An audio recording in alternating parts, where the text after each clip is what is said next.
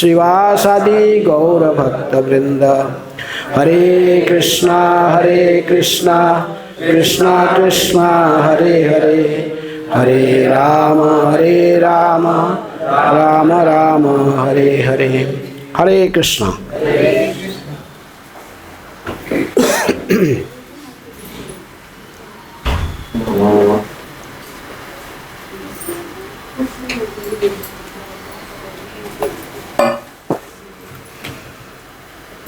आप सभी भक्तों को कक्षा में स्वागत है। अभी हमें भगवान श्री कृष्ण की बाल लीलाएं चर्चा कर रहे थे।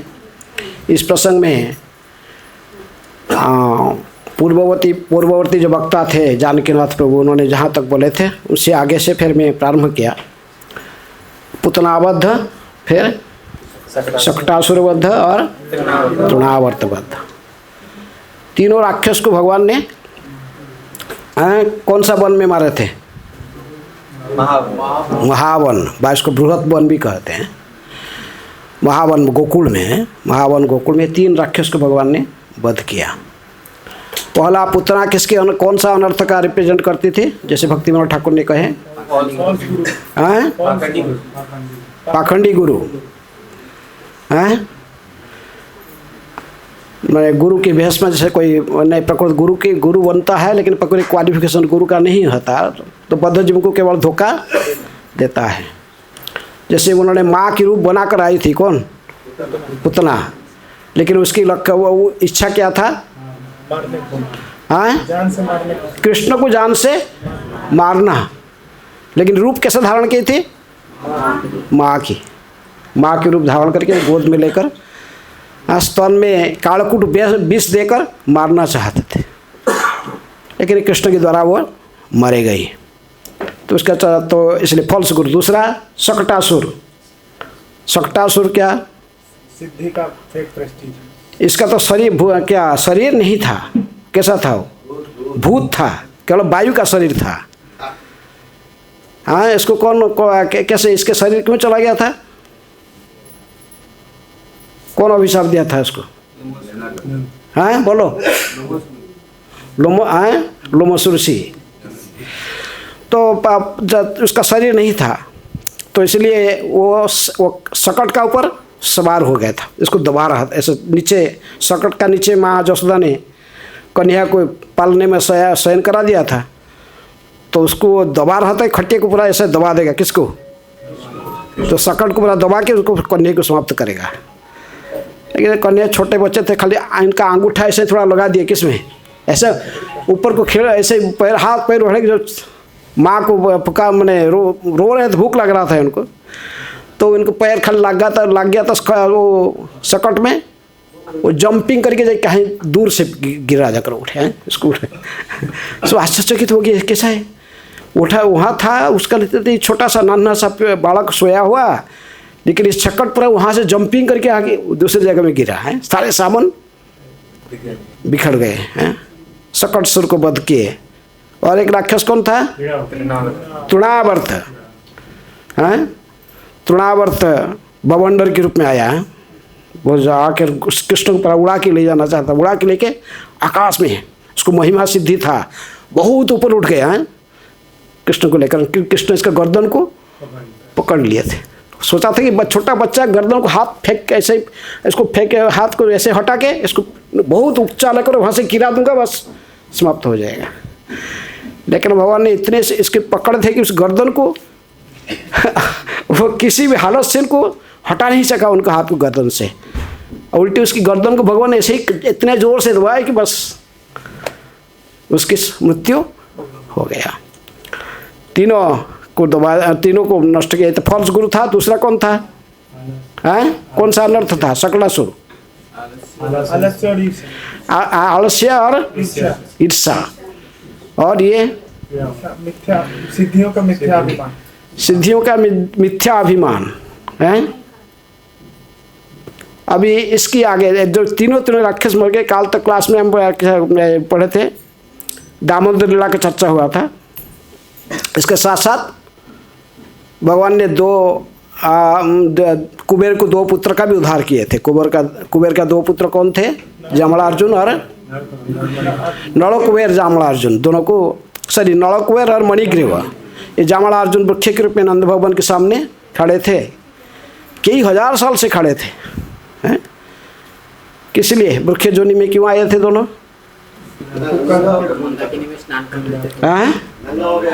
नंगे होकर स्नान कर रहे थे नदी में, लड़कियों के साथ में, अप्सराओं के साथ में, स्वर्गों की स्त्रियां हैं, अप्सराओं के साथ में आनंद उठा रहे थे, मदिरा पीकर पूरा उन्मत्त थे। नारद जी सामने आए तो भी नंगे होकर खड़े थे। अप्सराओं से तो स्त्रियां तो सब अपने साड़ी शरीर को ढांक लिए, लेकिन ये ऐसे नंगे खड़े थे। तो नारद जी बोले, देखिए इसे नंगे खड़े हैं, इतनी बेशरम है, हैं? ऐसे नंगे खड़ा रहो, फिर सब समय ऐसे नंगे खड़े रहो। हाँ, नारद जी ने ऐसा अभिशाप दिए, अभिशाप। लेकिन नारद जी जो अभिशाप देते तो सोच के इनकी कैसे कल्याण भी होगा उसके सोच के अभिशाप देते। दुर्वासा की तरफ अभिशाप नहीं देते। दुर्वासा तो सीधा क्रोधित होकर अभिशाप दे देगा, लेकिन नारद जी ऐसे क्रोधित ऐसा नहीं, सिचुएशन को देखते, स्टडी करते, फिर जो व्यक्ति है वो किसा इसका कल्याण कैसे होगा, इसके सुधार भी होगा, साथ साथ कल्याण भी होगा।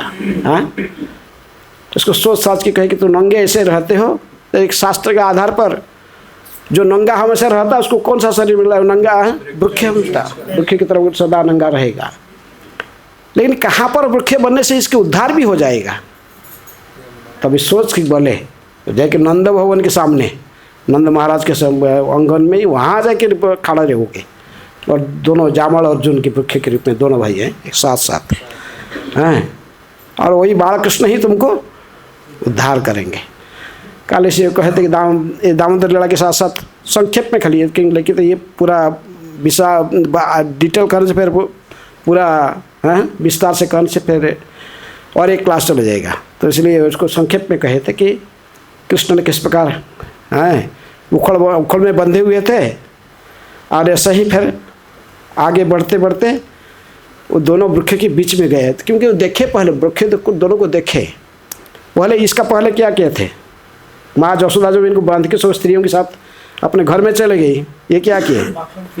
सब बच्चों को देखे हंसने लगे जोर से। अभी तक रोते थे, अभी बच्चे माँ चले गए थे, हाँ वो हंसने बोले आई चलो ये सब स्त्रियाँ जा रहे हैं ना घर, माँ के पीछे पीछे गए, इनकी घर से कोई नहीं है, जाओ सब माखन चोरी के लाओ, फिस्ट कराए, अच्छा फिस्ट बनाएंगे।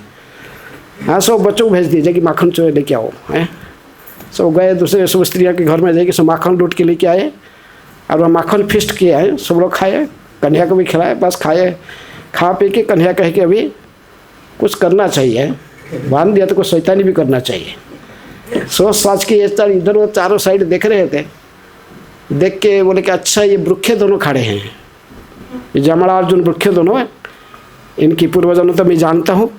ये नारद मुनि मेरे प्रिय भक्त नारद मुनि के वचन को मैं अवश्य रक्षा करूँगा।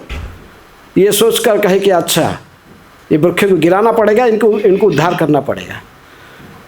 बस दोनों वृक्ष के नीचे स्वयं तो घुस गए, दूसरे साइड में पीछे एक साइड से दूसरे साइड चले गए, लेकिन उखड़ जो बंधा हुआ था लटक गया किसमें? वृक्ष में। और खींचने लगे आगे से, तो थोड़ा सा खींचते ही गिरे। हाँ, वो भी कितना हो गया, देख तो ये सारे राक्षस आगे, फिर ये दोनों वृक्ष इतने गिरे। इसके बाद नंद महाराज ने आए, आके देखे, नंद महाराज के ऑफिस तक, नंद बैठक तक ये शब्द गया। सारे नंद महाराज उनके ऑफिशियल स्टाफ जितने सारे सब बैठ कर सब भाग भाग के आए।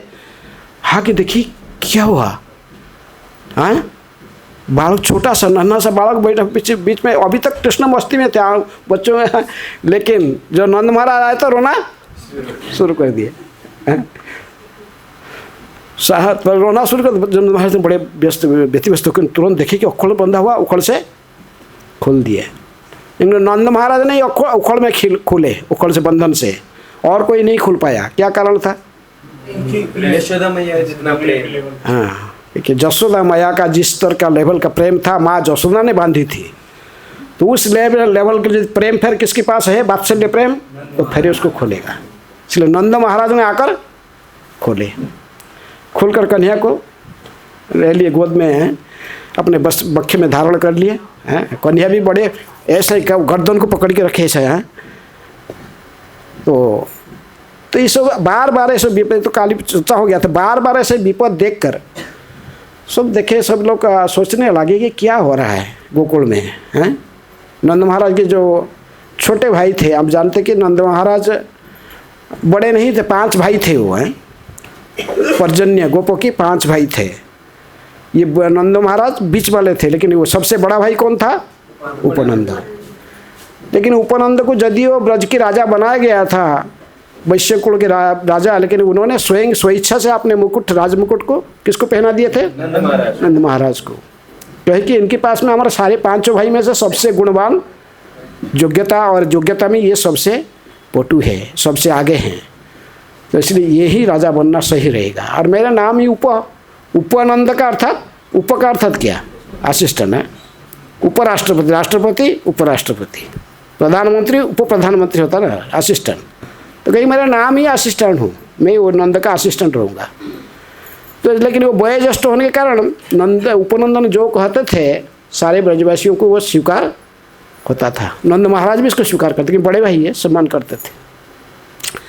इसलिए इतने सारे विपद बार के एक बात, एक राक्षस मरे, फिर जामड़ा नंद महाराज बोले क्या होता आज, यदि वृक्ष दोनों साइड कैसे गिर पड़े, बीच में ही छोटा सा नन्हा सा कन्या मेरा था, यदि वृक्ष कोई ऐसी कन्या के ऊपर गिर जाता था क्या होता था। ये कहे ये तो कोई राक्षस का काम है, ये जो उत्पात होता, क्योंकि कोई झड़ तूफान कुछ भी नहीं था, हैं, झड़ तूफान कुछ नहीं था, शांत परिवेश, कोई जोर, कोई बारिश भी नहीं, हवा भी नहीं, ऐसा कुछ भी नहीं, अपने आप कैसे वृक्ष गिर गए।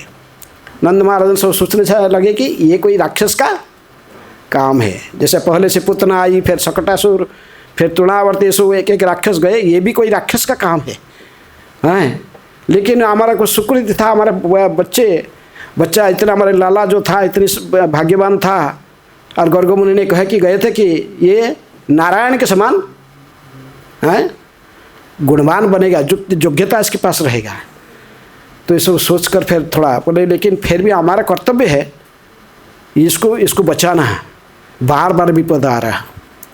ये सोचकर सब लोग ने फिर इकट्ठे सब ब्रजवासी मिलकर इष्ट गोष्ठी किए, हैं, जैसे आप लोग का ब्रह्मचारी इष्ट गोष्ठी होता है, हैं? तो इस प्रकार वो लोग ने सब इस बारे में चर्चा करने के लिए एक इष्ट गोष्ठी बनाया। जितने ब्रजवासी जितने सीनियर कौन थे? ब्रजवासी थे। तो इसी सभा में इसको जो इसको सभापति बने बाद इसका जो अध्यक्षता की है वो कौन थे? सब लोग कहे कि उपनंद ही अध्यक्षता करें। नंद महाराज ने स्वयं कहे कि नहीं, वो मेरे बड़े भाई है, वो जो बोलेंगे हम सब मान लेंगे। तो अध्यक्षता किए, वहीं से आगे आज हैं।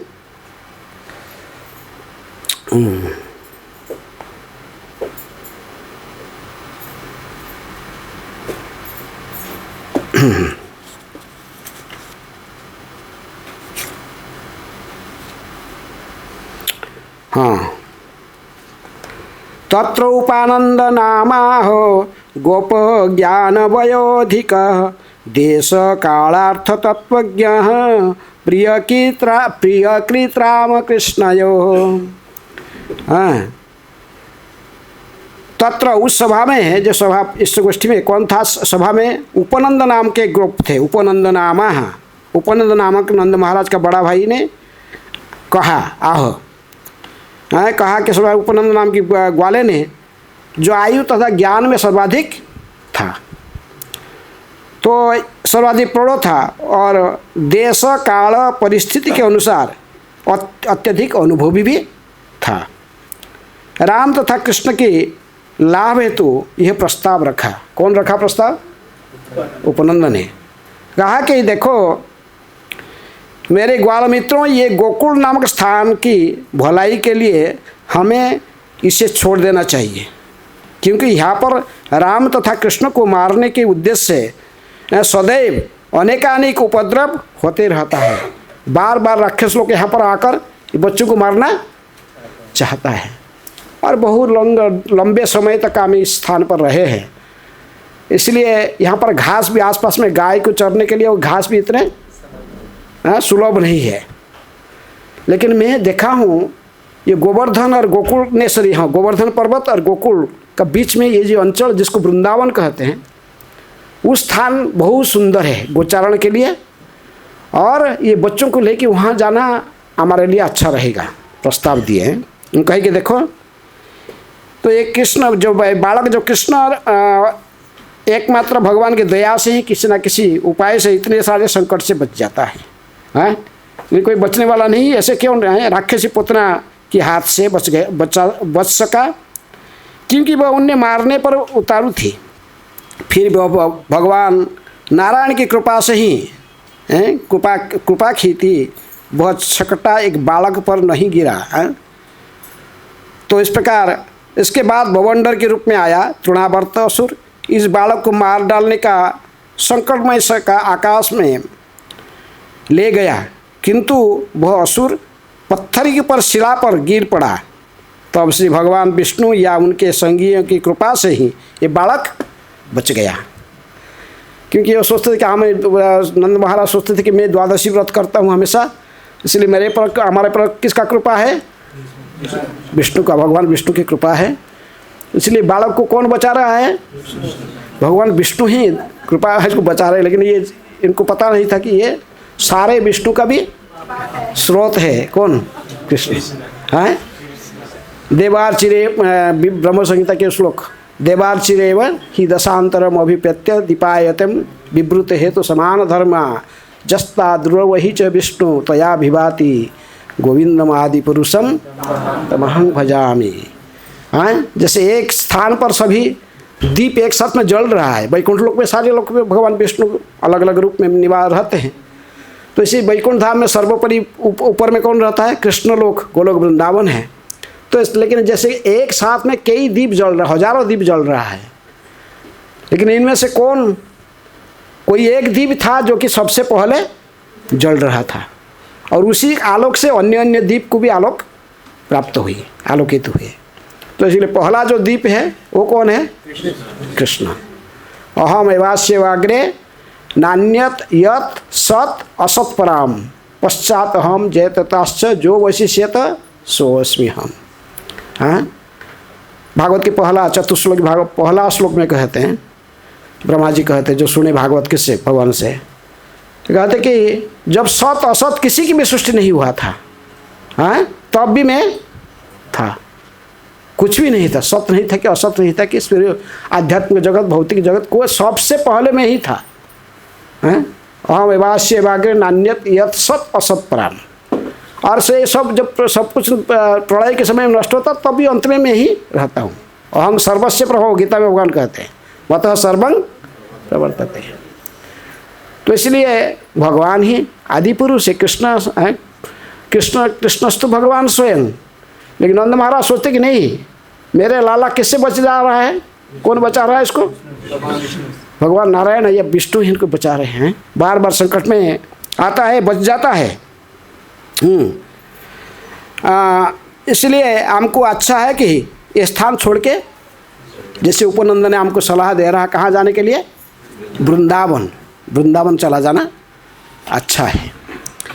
सारे 12 वन में, जो वृंदावन ने ब्रज की 12 वन में से सबसे श्रेष्ठ वन किसको माना जाता है? वृंदावन। वृंदावन जमुना के किस तट पर है?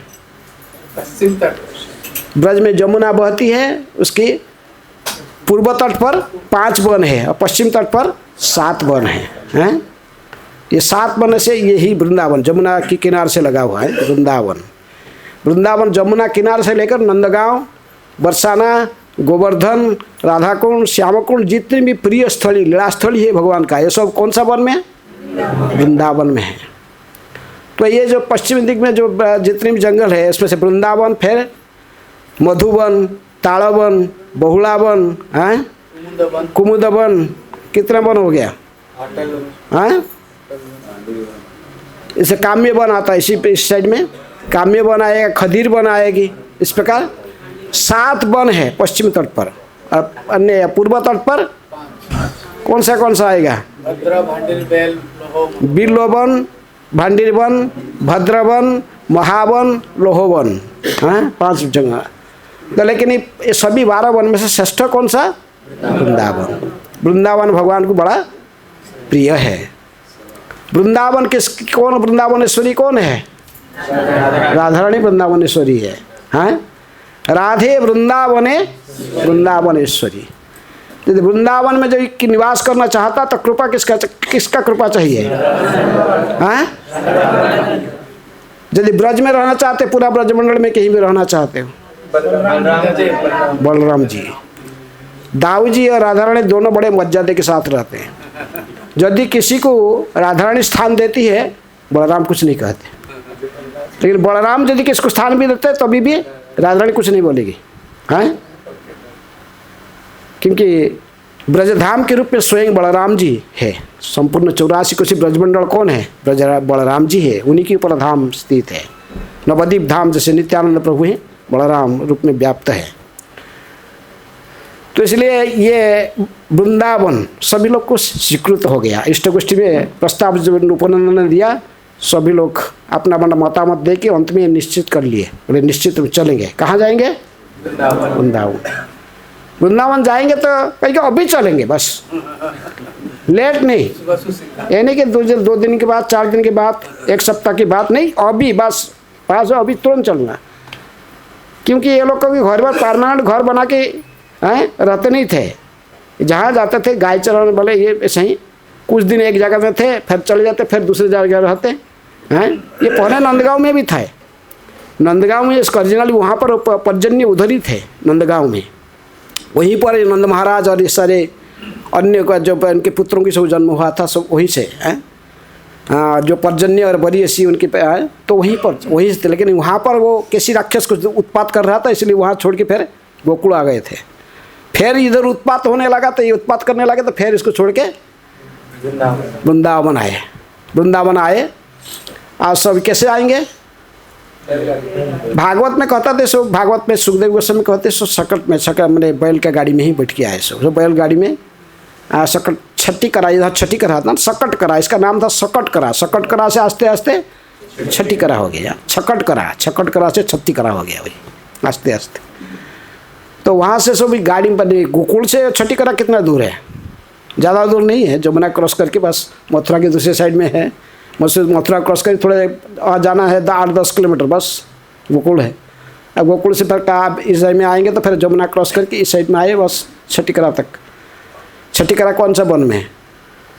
वृंदावन में है। तो इसलिए सभी एक ही दिन में पहुँच जाए, कभी ज़्यादा समय नहीं लगेगा है। तो गाड़ी में सब बैठ के, भागवत में लिखा गया कि कृष्ण और बलराम दोनों भाई एक ही सकट में बैठे थे। माँ जसोदा और रोहिणी दोनों अपने अपने लाला को गोद में लेकर बैठ गए। कितने साल की उम्र में थे भगवान उस समय? 3 साल, 2 साल 10 महीने ऐसे ही बस हुए थे। जैसे विश्वनाथ चक्रवर्ती ठाकुर कहते, बस 2 साल 10 महीने ऐसे ही उम्र थे कन्हैया हैं।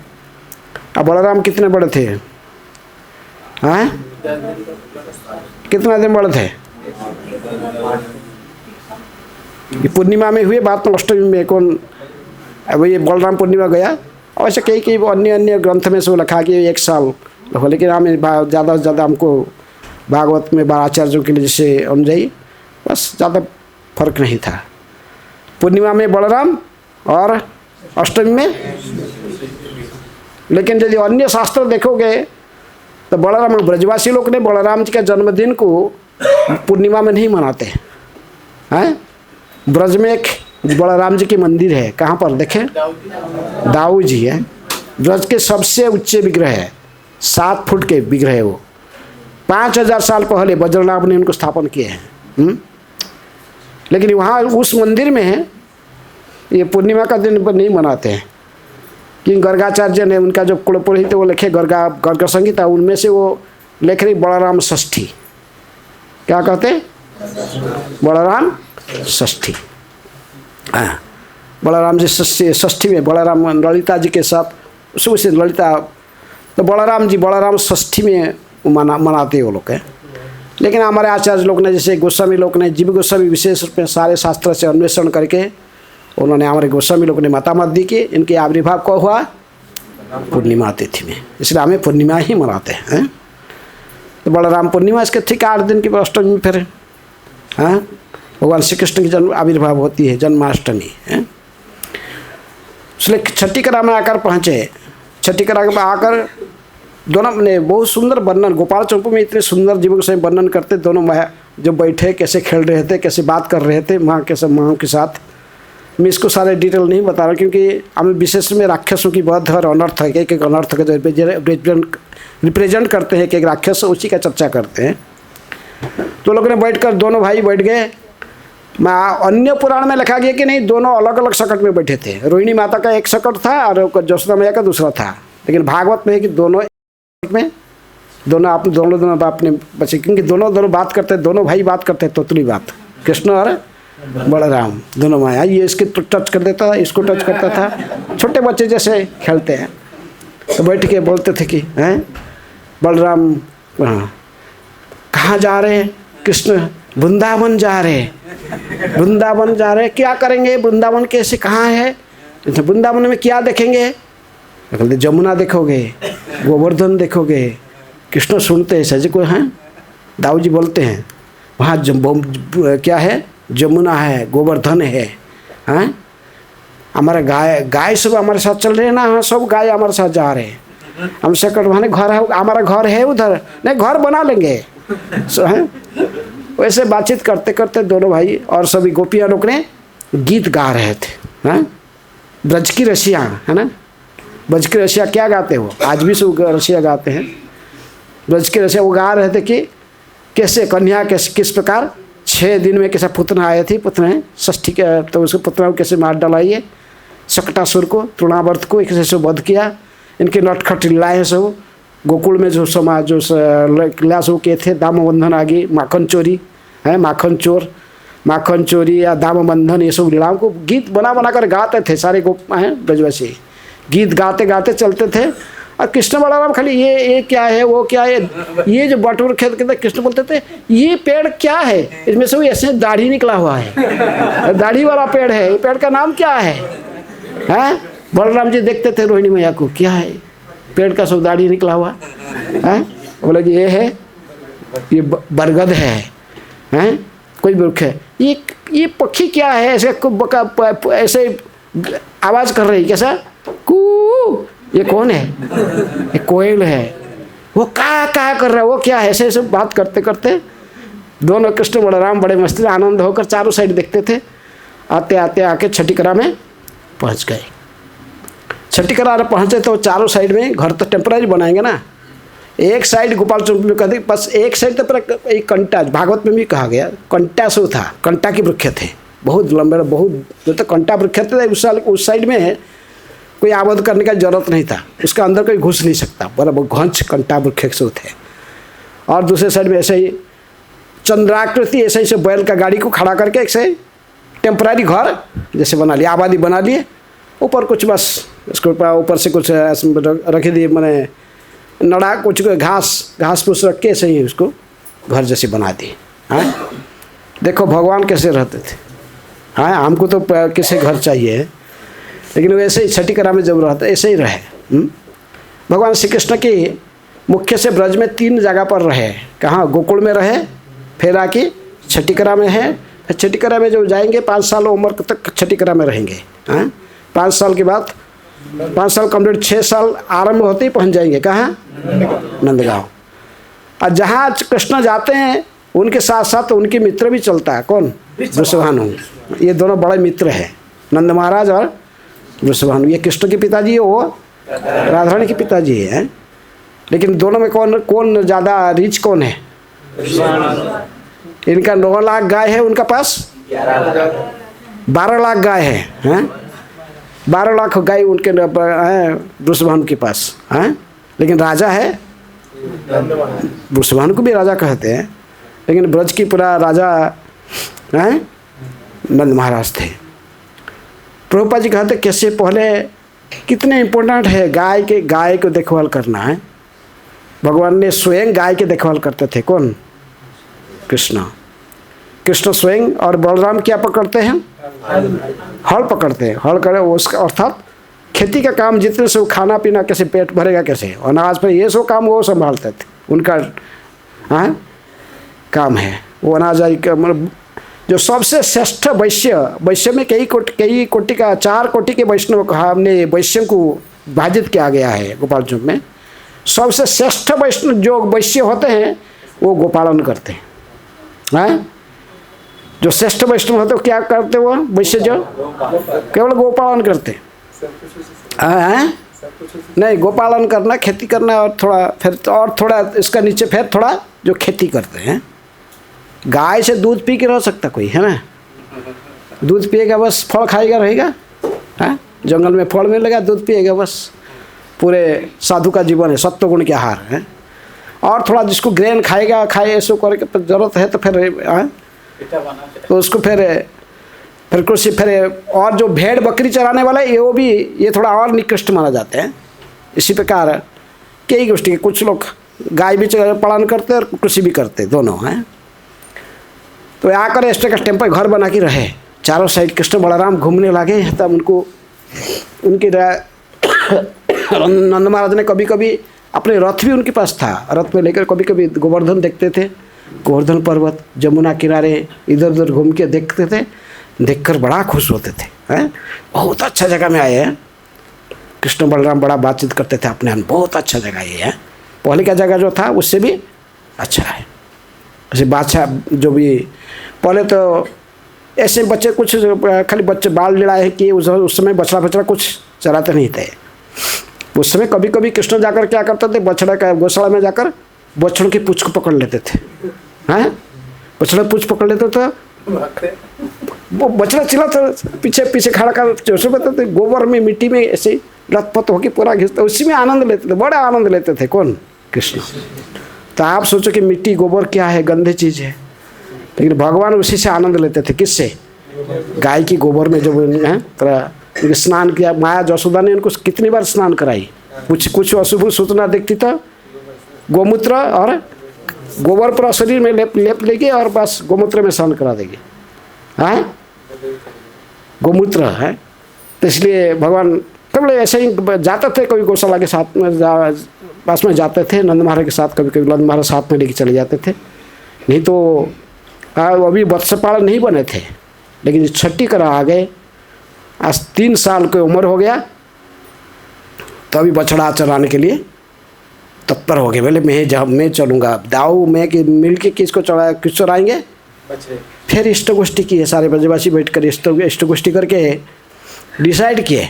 हाँ, अभी ये लोग बछड़ा चर सभी जो भी कृष्ण बलराम के मन में इच्छा हुआ बछड़ा चराने के लिए, सारे ब्रजवासी बालक अन्य जो ब्रजवासियों के सब बालक जो थे, वृषभानु के पुत्र भी तो कौन था, सीधाम, हैं, और सुबल और कई सब अन्य गोप बालक सब थे, सभी लोग जो उनके साथ में। और एक हैं गोकुल में एक ब्राह्मण बालक भी आके पहुँचा था।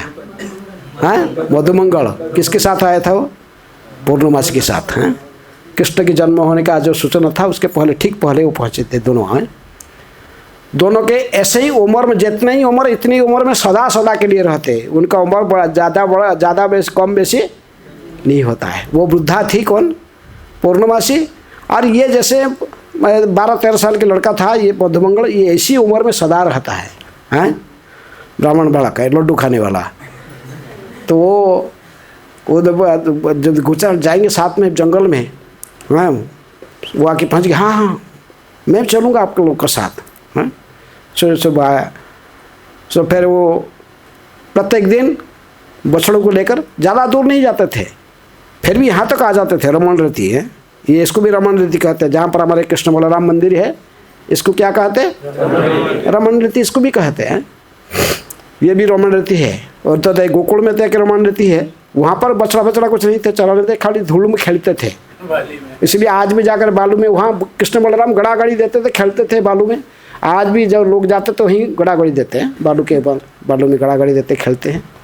लेकिन यहाँ जब आ गए तो छठीकरा में, तो फिर बछड़ों को चराने लगे। छोटे छोटे बछड़ों को क्या लाकर सब ग्वाल बाल, एक बछड़ा कहते कि कम से कम 1000 बछड़ों को एक गोप बालक चराता था। हैं, तो इसलिए ये सब सभी बच्चे 1000 गोप बच्चे जो बछड़े हैं उनको एक गोप बालक था।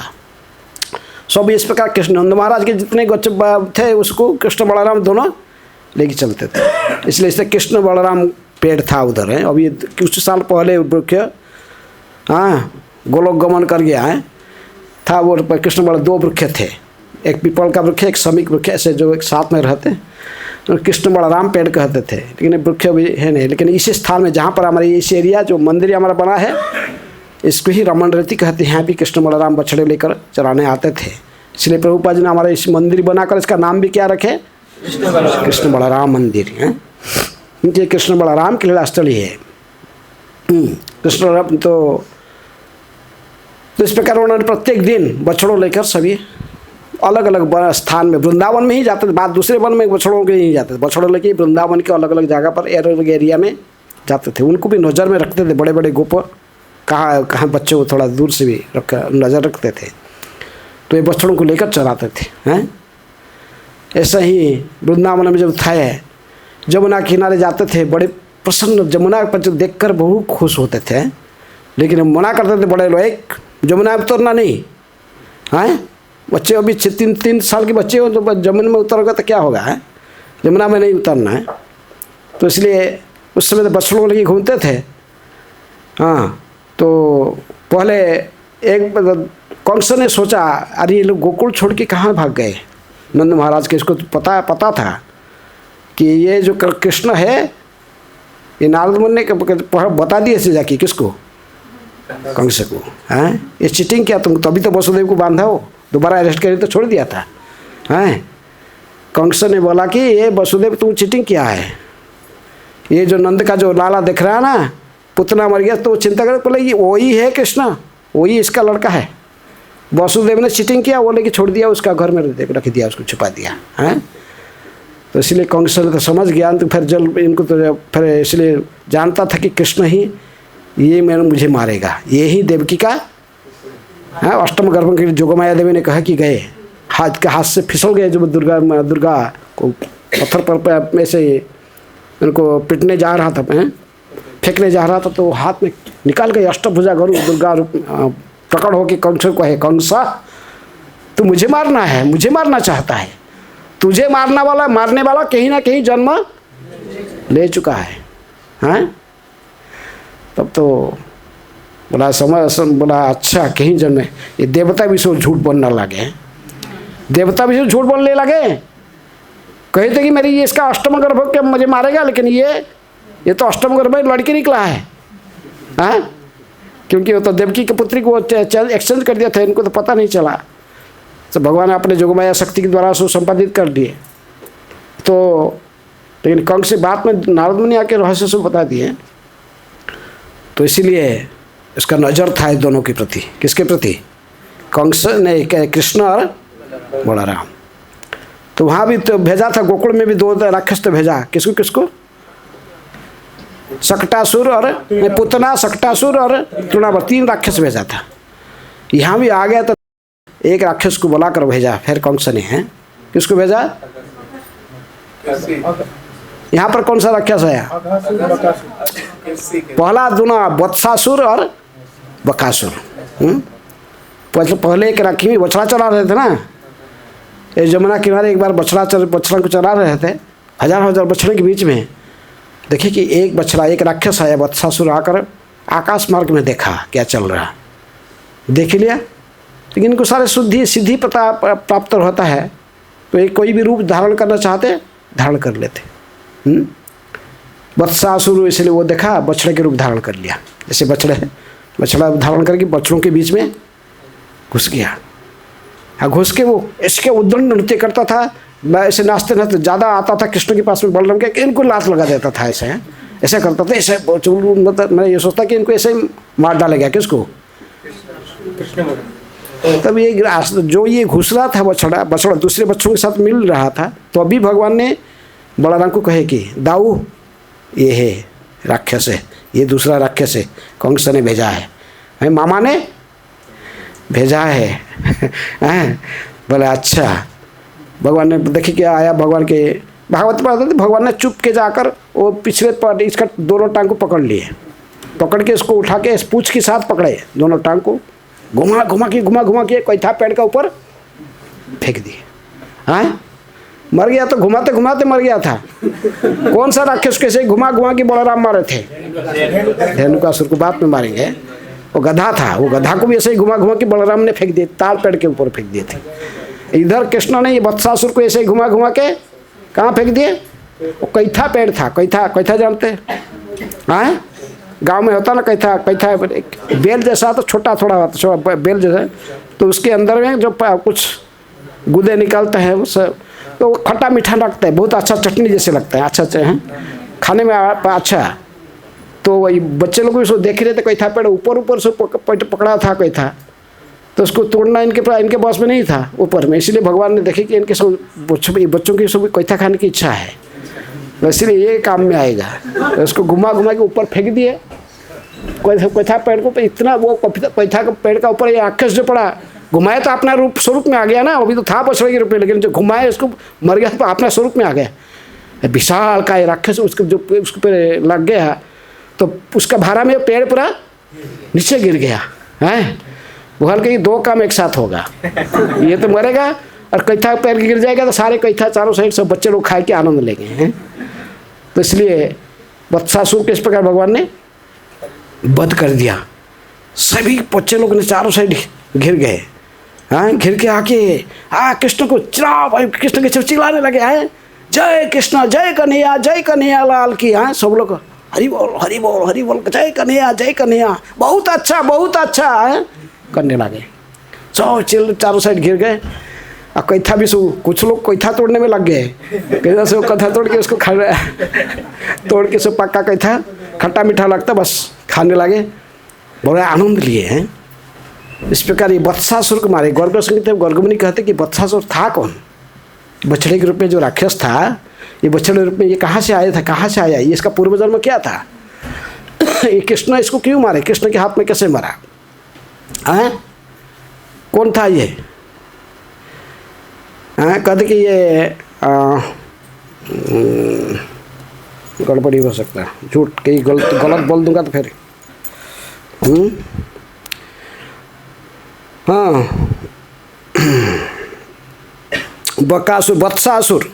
वत्सासुर ये राक्षस जो था, ये मूर राक्षस के पुत्र था, प्रमीला। क्या नाम था इसका? प्रमीला। ये इतनी प्रतापी था, इंद्र को भी युद्ध करके परास्त किया था, स्वर्ग के इंद्र को भी परास्त करके उसको परास्त कर दिया था। भयभीत थे, देवता लोग नहीं उसको डरते थे। पूरा विश्व के सारे राजाओं को परास्त कर अपने अधीन कर लिया था। तो उसने ऐसे ही घूमते घूमते एक बार वशिष्ठ जंगल में ऐसे ही वशिष्ठ मुनि के आश्रम में पहुंचा। अब वशिष्ठ मुनि के आश्रम पहुंचा, वशिष्ठ मुनि ने इसको सत्कार किया, अतिथि समझ कर इसको बैठाया, खाया, बहुत अच्छे, जो चाहा तो दे दिए। कहा कि बैठने के लिए जंगल के अंदर में आश्रम के तो बैठेंगे, उसको सोफा चाहिए। तो कामधेनु गाय था नंदिनी, उसको कही कि ये जो चाहता है इसका इच्छा पूर्ण करो। सोफा बैठना चाहे, सोफा बन गया, सोफा बैठ गया, आसन जैसे वो चाहता था, जो खाना चाहता था सारे खाना। इतनी है ये आश्चर्यचकित हो कि जंगल के अंदर में राजा महाराजा जैसे खाते ऐसे खाना भी कैसे दे रहे मुझे, सारे खाना जो कुछ मांगा से मिल गया। तो बोले वशिष्ठ मुनि को पूछे ये सो कहाँ से जंगल? बोले ये नंदिनी है सो माग, बोले नंदिनी आप मुझे दे दो। वशिष्ठ मुनि कहा कि नहीं, मैं इसको नहीं दे सकती, मना कर दिया। तो बोले कि ऐसा तो नहीं देगा, तो इसको लेकिन ऋषि मुनि के साथ झगड़ा करूँगा तो फिर विपद आ जाएगा। पहले से आए कई स्थान पर अभिशाप की मुझे समाप्त कर देगा ये। तो कहा कि दोबारा क्या किया ना, अपना ब्राह्मण वेश बनाया, ब्राह्मण वेश बन के आके पहुँचा, आके वशिष्ठ मुनि को वशिष्ठ मुनि को बोला, ब्राह्मण देखकर कहे कि कुछ क्या आपकी इच्छा सब कुछ? मैंने ठीक है, मैं जो मांगोगे मैं तुमको दूंगा, ब्राह्मण को सब देना है। वशिष्ठ मुनि तो पहचान गए थे, लेकिन किंतु ब्राह्मण का वेश में था तो कुछ बोले नहीं थे। लेकिन नंदिनी ने उनकी गाय जो बोली कि ये राक्षस है, नंदिनी की तरफ खाली निर्देश के वो बोलने लगी। कामधेनु गाय कहे कि तुम राक्षस हो, ब्राह्मण बनकर वो आए हो, जो तुम इधर आए हो, इसलिए तुमको तुम मुझे यहाँ से ले जाना चाहता, तुम बछड़ा बन के रहो, यहाँ बछड़ा बन जाओ। तो वो बछड़ा बन गया था। कौन? प्रमिला राक्षस रुक ले, रोने लगा, बछड़ा बन के ऐसा क्या करूँगा, बछड़ा बन के नहीं, वही बछड़ा बन के रहो तो सदा, इतने अपराधी। तो बछड़ा बन गया था। तो फिर उसको मतलब मैं कैसे उद्धार होगा, वशिष्ठ मुनि के चरण में गिरा बार बार हैं। तो वशिष्ठ मुनि कहे कि देखो ऐसे तो उद्धार नहीं, वही नंदिनी मतलब नंदिनी कहे कि तुम उद्धार होगा, वो आएंगे वैवस्वत मनु के सप्तम अनुत्तर में, हैं वैवस्वत सप्तम अनुत्तर वैश्व में, तो उनका 27 चतुर्युग में कृष्ण आएंगे युग चक्र में। फिर कृष्ण जब आएंगे, भगवान श्री कृष्ण ने तुझे उद्धार करेंगे, तू ये बछड़े के रूप में हो, हाँ उनको जाके तंग करोगे तो फिर उन्हीं की कृपा से तेरी उद्धार होगा, उन्हीं के हाथ में तेरी मृत्यु होने से तेरी उद्धार होगा। इसलिए ये वत्सासुर ये बछड़े के रूप में आया है और इसको ये वध कर दिए। ये कौन सा अनर्थ आता है बछड़े के रूप में, कौन सा अनर्थ है ये, कौन सा अनर्थ को रिप्रेजेंट करता है? हाँ